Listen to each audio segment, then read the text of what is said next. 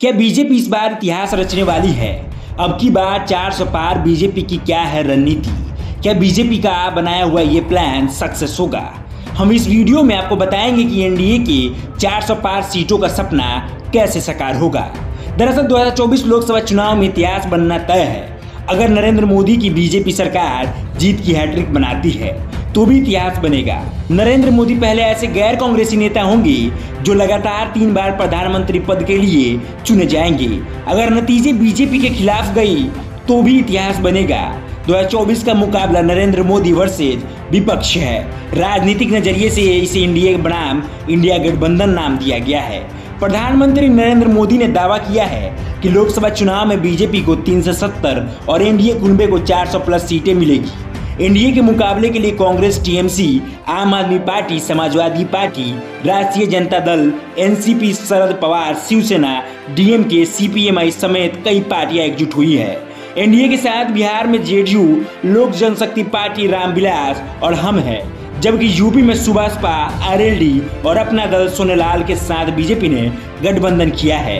राजनीतिक विश्लेषकों की नजर हिंदी पट्टी के 4 बड़े राज्यों जैसे कि यूपी, बिहार, मध्य प्रदेश, राजस्थान के अलावा दिल्ली, हरियाणा, छत्तीसगढ़ और झारखंड पर टिकी है। 2019 के आम चुनाव में बीजेपी और एनडीए ने 95% से ज्यादा सीटें जीत ली थी। इसके अलावा गुजरात और महाराष्ट्र में भी बीजेपी को बड़ा फायदा मिला था। कांग्रेस पार्टी के लिए 2024 का चुनाव अस्तित्व की लड़ाई जैसी है। इसके अलावा क्षेत्रीय दलों का भविष्य भी मई में होने वाले चुनाव नतीजों पर टिकी है। अभी तक पश्चिम बंगाल में टीएमसी और पंजाब में आम आदमी पार्टी के 2 ऐसे पार्टी सामने आई है जो अपने अपने राज्यों में बीजेपी का कड़ा मुकाबला कर रही है। महाराष्ट्र में शिवसेना और एनसीपी में बंटवारे के बाद विपक्ष की स्थिति कमजोर हो चुकी है। अब बीजेपी की कोशिश 2024 के चुनाव में अपने वोट फीसदी को बढ़ाने की होगी। 2019 में बीजेपी को 37% वोट मिले थे, जिसके चलते 303 सीटें उसे मिली थी। बीजेपी 2024 के चुनाव में अपने वोट परसेंटेज को बढ़ाकर 47% तक ले जाने में सफल हो जाती है तो फिर उसका आंकड़ा 370 सीट तक पहुंचा सकता है और एनडीए 400 पार हो सकती है।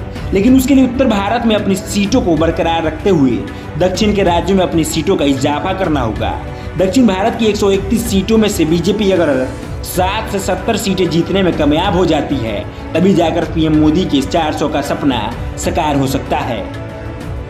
इस तरह की तमाम खबरों को देखने के लिए आप हमारे साथ जुड़ सकते हैं, जिसके लिए आपको इस चैनल को सब्सक्राइब करना होगा और बेल आइकन दबाना होगा, जिससे आपके पास हमारी वीडियो सबसे पहले आप तक पहुंच जाए। नमस्कार।